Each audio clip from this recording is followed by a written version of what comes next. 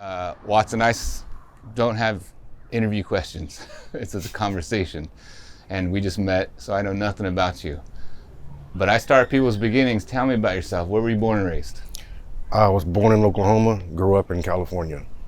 And tell me about your home life. Who raised you and what was that like? It was back and forward. At first my mom, and then later my father took over. He wasn't always around, and it was pretty much her fault. Any brothers or sisters in there? Yeah, I've got 2 brothers. One's older, one's younger. And I got 3 sisters.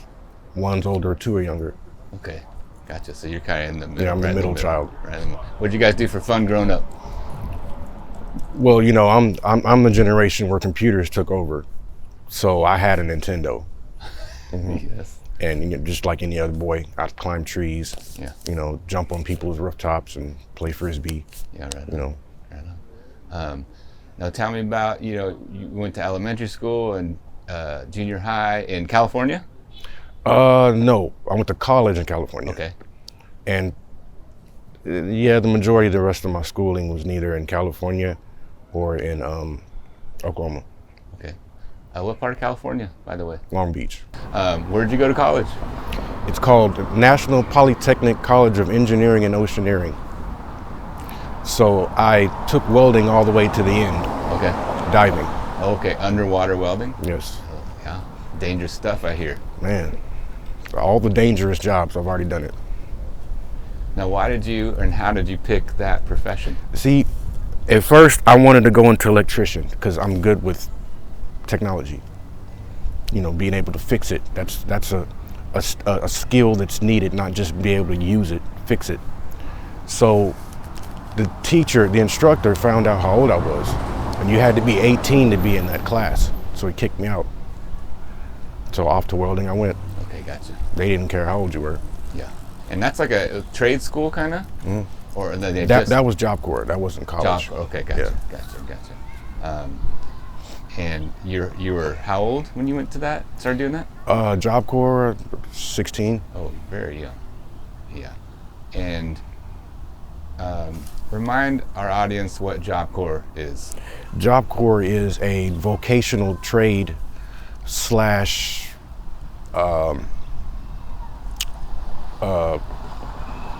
because there's 3 functions to being in Job Corps. You can get your GED, you can get your driver's license, and you can get a trade. Right. Okay. And there's several trades to choose from. Because at 16, you're typically in high school. Still. Going to the 4-year high school. Mm-hmm. And are you doing that and Job Corps, or is that the whole? Yeah, that was the whole. Right. Because they have their own schooling program. Right. So you go to school over here, you go to trade school over there. Mm-hmm. And I got to ask, why were you in that and not in high school? High school, I was an idiot, man.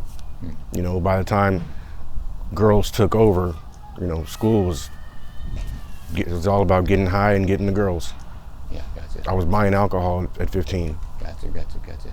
Well, as teenagers, we're all experimenting and we're kids, basically, trying to figure out lots of things. Mm-hmm. Well, after you went to the Job Corps, you got, what, a certificate? No, I had 3 different things. I got my driver's license. Oh, you got those things, yeah. Mm-hmm. I got a GED. Yeah, right on. And I certified in 5 different types of welding. So did you go straight to work? Not really. I actually went to prison. I did have a job, yes, but I had to do some time. Gotcha. And after you got out? After I got out, I did go straight to work, but I was still being a kid, you know, from time to time. How old were you about this time? 17, 18. When you got out? When I got out, I was 18. Okay. And what'd you do? Several things, man. Got gun charges, robbery, burglary. I didn't mean, sorry, that's very invasive. Misunderstanding. What did you do when you got out? Oh, I guess you could say by that time I had set my mind on underwater welding. Okay, so you're like, see, I aced welding quick. Goal. You had a goal. I'm going here. And eventually, a few years later, I did. And tell me about that adventure. Oh man, that is a whole nother world. Because that was my first experience of actually being out on the boat in water. I've seen some dangerous stuff, but it's not as dangerous as fishing. So, tell me about this. They take you out on a boat to some rig, oil rig, whatever, I don't know, and then we need this fixed. Yeah, you're a construction worker. Gotcha. And you go down and do your thing. Do my thing. And then they take you back? Gotcha. But it's a slow process because you can get what's called the bends. So you go down slow, you come up slow. How far have you been down? It depends on the job. I've been 300 feet down there. And are you seeing ocean life? And oh yeah. Tell me about that. That's very fascinating. You see sea lions, you see whales, you see orcas, several different types of fish, jellyfish. You see it all. It's like you're National Geographic. You know what I mean? Yeah. What was the coolest place that you did your job? Well, it all sucked. None of it was cool, especially during a hurricane came. I think it was Ivan. And my company was based in Houston, so we had to dock in New Orleans and then drive all the way back to Houston. And all this was 2 weeks prior to the hurricane actually hitting Houston. So I ended up broke and sleeping in my car for almost 2 months. Oh, wow. Yeah, because it shut the city down. Yeah. The only place that had electricity was Walmart. Like they shut it down because they're preparing for the... They shut the city down because the city was destroyed anyway. Gotcha. I see. So, and I guess when I say coolest, I mean like, you say National Geographic, I'm thinking like crystal blue water, and you're seeing like... Oh, no. The Gulf is very dirty. Very murky and dirty. You know what Long Beach looks like. Yeah, I do. Yeah, it's more of that. You don't go swimming in Long Beach. That's right. Well, I never did. Yeah, some people do. Me neither. But you scared down there? No, you get used to it quick. It's just making sure that everybody else does their part, so you can do your part, because they can kill you. Yeah, if something goes wrong. Yeah. There's nothing you can do about it. So how long did you do this profession? Not long. Thanks to Houston, I'm not doing this again. I was a fresh dad when that happened. Okay, so you had a child. Daughter was just born. Yeah. Tell me about when she was born. What was that like? Oh, it was amazing, man. I have 3 daughters. I got one. Tell me about when she was born. See, I told the company right away. I said, my daughter's gonna be born in October. I'm ready to work, but as soon as that happens, I'm gone. They called me a whole week before my daughter was gonna be born for a contract. I said, I told y'all 6 months ago, I'm leaving on this day. So no, I'm not going on this contract. Who knows how long y'all will be gone. So no, each contract's more than a week. Yeah. So you stayed, saw your daughter being born. Saw my daughter. Tell me about that when you saw her for the first time. Met her for the first time. I couldn't believe how much she looked like me. She don't look nothing like her mama. Yeah. She looks like me, a female version of me.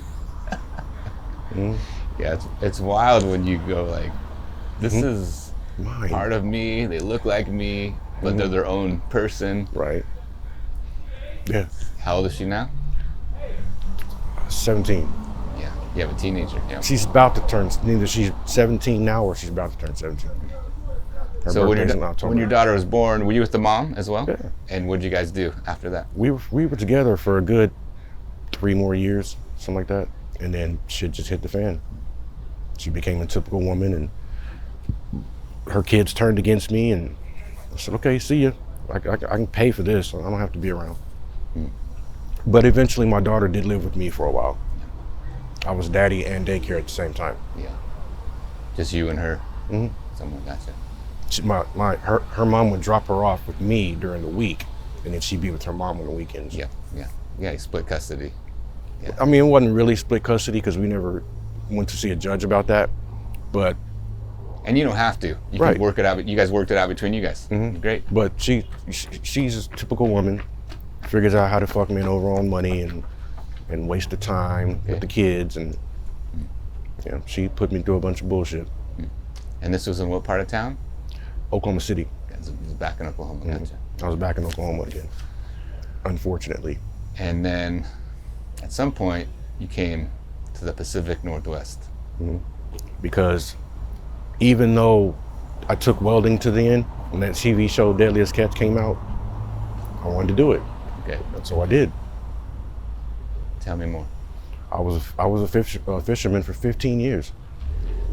That's why I'm here. So that's why earlier you said fishing's way more dangerous. It is way more Tell me dangerous. about some of the. See, the reason why is because fishing is consistent, so you're constantly in danger. You're not always going to have underwater welding work, and they have people on those rigs that can do some of the work. So they don't have to call out a contractor, they won't. Yeah. Well, you were fishing, did they go, hey, you could do this, you can weld and torch and sew? They knew it right away. Yeah, that's probably a reason they hired you too. You said for 15 years? Yeah, I fished for 15 years. Did you port from Seattle and go out? Or? Most of the time. They do shipyard between October and January, usually. Yeah. So the boats will be here in like 5 months. Okay. From Alaska. They'll come back. Any stories stick out to you? Plenty. I remember one time I fell asleep. Well, it was my off shift. And I woke up, there was no power. And those boats, if there's no power, you can't steer the boat. And the generator. You're at the hands of the sea. Correct. Whatever's happening. Yep. So if it's 30-foot swells, power goes out, it might be a kiss in your ass goodbye. Captain can't steer the boat. What happened? The generator went out, and it kept going out. And that boat's not even fishing anymore. Yeah. I've only seen those shows, Deadliest Catch and all those types of shows. Is that an accurate kind of... It is a show. They glorify it because it's all about crab with them. Yes. They don't do crab that often. Some years they don't do crab at all. So they only really glorify crab, even though the average fisherman has had the opportunity to do it, like myself. But that's not all we fish for. Yeah. What were you fishing out there? We can do cod, black cod, turbot, yellowfin, mackerel. Yeah. It's plenty of, there's a season 24/7. Oh, so it's a constant. Constant. Gotcha. You got A season, B season. Okay. And then shipyard is still work. You're just not fishing. Okay. So you go back to the shipyard and still are working. If you want. You're only required to do like 2 weeks. That way you got some time off to go do whatever you want to do. Yeah. Good money, I assume? It was just getting shittier and shittier. That's why I'm not doing it anymore. The last company I was with was just snatching money from me. I'm a grown ass man with priorities and a woman and kids. You can't do that. Their excuse was, we had a problem with payroll from last year. I was like, well, why don't you fire the motherfucker that fucked up? Don't take my money. Yeah. Yeah. And it's March. What do you mean you had a problem with payroll from last year? Yeah. Yeah, it's spring already, right? Almost spring, yeah. So I said, I'm not doing this no more. Yeah. How long ago was that? May of last year. So a little over a year ago. Gotcha. Yeah, I was actually on the boat last year. Oh, wow. Yeah. You make some good companions. Having a relationship is very difficult as a fisherman. You're always gone. So it gets old fast. Money's not everything. Yeah. That's right. And if all you're looking at is birds and water all the time, it's a psychological problem too. That's right. They could pay you lots of money, but if you're not happy, it doesn't matter. No one wants to be covered in blood and smelling like fish 24/7. Yeah. That's not the life. Yeah. And so what'd you do? When you quit, When you quit, what happened? I'm trying to, because a friend of mine, he's no longer fishing. And he told me about the route he's about to take. And then I called him up when I left the boat. He's got a merchant mariner's license. Okay, I have the first step to getting that license already. Does that mean you could, what is No, a merchant mariner's license? You've seen the tugboats pulling boats in? Yeah. That's one job. Okay. And then you see the boat that they're tugging, that's another job. Okay. And that's nationwide. So you're trying to get on. Yeah, so you can either work on the boat or you can fix on the boat or you can be on one of those big containers traveling the world. Yeah. You need a merchant mariner's license for all that. Police officers, firemen, they all need a twit card. And some of them need a merchant mariner's license. It's like especially the Coast Guard. See. Well, let's talk about your current situation. What's happening? This idiot over here decided to take my car to to downtown, and my transmission was slipping. I didn't say she could drive my car, and I wasn't even in the car. My friend was. So he was asleep. So she just jumped in my car and went downtown to go see her son, and now my car is destroyed. I don't have no money to get it out. You got towed? You have no choice. The transmission's out. Oh, I see. It just It's not going nowhere. You got towed. Yeah. Well, were you living in your car? That was your shelter. Gotcha. Nice car too. Yeah. Best car out here. A lot of people don't understand or know how that transition happens, because you were housed at some point and then went to where? I got tired of the shelters, man. So you went from housing to shelter? Yeah, because I wasn't really living in this country at all. Okay. If I had an apartment or a hotel room, I was in another country. Okay. I never really lived in Seattle till now. Okay, gotcha. So you went to a shelter and had your car still, Yeah. and then decided I'm gonna live in my car. And then once the car's gone, you're Now where? I'm sleeping over there. And got a tent, pitching a tent. Well, actually, I'm hiding under the building. Gotcha. Well, Yeah. that's fine. I got to get out of the rain. Shelter. That's right. Shelter. By any means necessary. It's like we need shelter. It's like, Yeah. Food, shelter, love. Like we have needs. So. And how long's that been? The shelter thing, I had to replace my phone 3 times last year. Somebody stole it. No job, no phone, no job. That's how the world works today. Yeah. There ain't no telephone books and pay phones, and that's gone. That's right. 10 plus years gone. Yeah. Yeah, that is true. You do, it seems like it has evolved where you do need a phone in order to access resources, in order to do so many things. The first place you see your paycheck is on your phone. Yeah. I mean, thank God for public libraries. They're like the last kind of standing public, place where you can go in and do lots of things.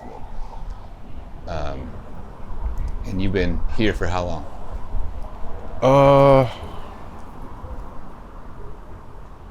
Maybe 2 weeks. Gotcha. I'm just gonna stay there until they kick us out. Yep. And that they will eventually. Yeah, because see, I'm not gonna be able to. I checked into housing, but you have to constantly bother them and constantly call them. It could be 2 weeks, 2 more weeks sitting here. Yeah. Before we finally get housing. Yeah.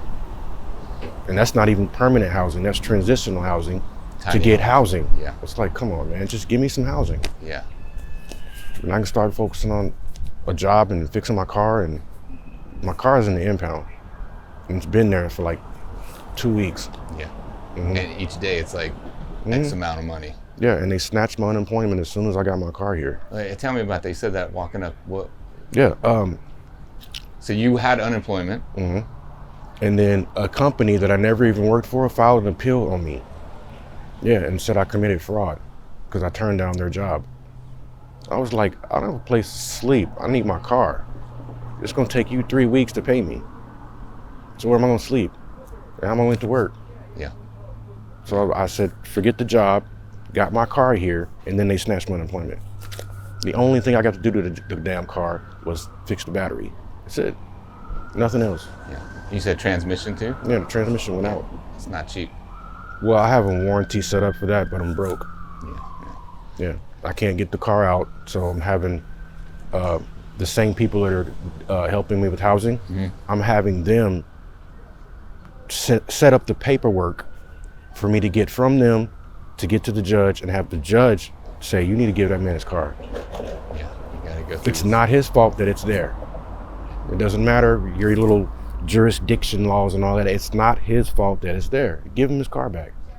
Yeah. So hopefully the judge is understanding. A lot of barriers. A lot of barriers. Watson, one question I like to ask before we wrap up. Is there anything you want the people of Seattle to know?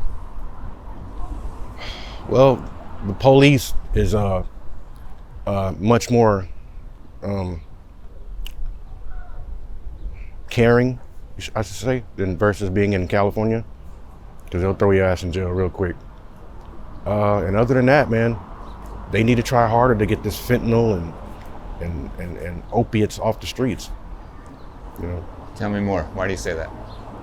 Oh, this is the worst city I've seen it in. I remember about 2 weeks ago at the library, there's people everywhere, bent over like this, smoking. I'm like, man, this is terrible. It ain't getting any better. Yeah, a lot of people are stuck in their addiction. Mm-hmm. I have me a drink, I'm good. I don't want to have no parts of that. Yeah, it's dangerous. Mm-hmm. It is an extremely dangerous and deadly drug that's there right now. So will I be able to see your video too? Sure. Yeah. All right. Yeah. Well, you know where I'm at, so it's easy to find me. Yeah. I think I can. Yeah, my phone number's on my box. I just got a new phone today. Okay. The other number, I have to figure out what I'm going to do about it. I just lost all of my contacts and information and all of that. So. Thanks for your time, man. It's good to hear your voice. All right, I'm gonna grab that little mic. Hey, good to meet you. Hang in there, dude. Hang in there.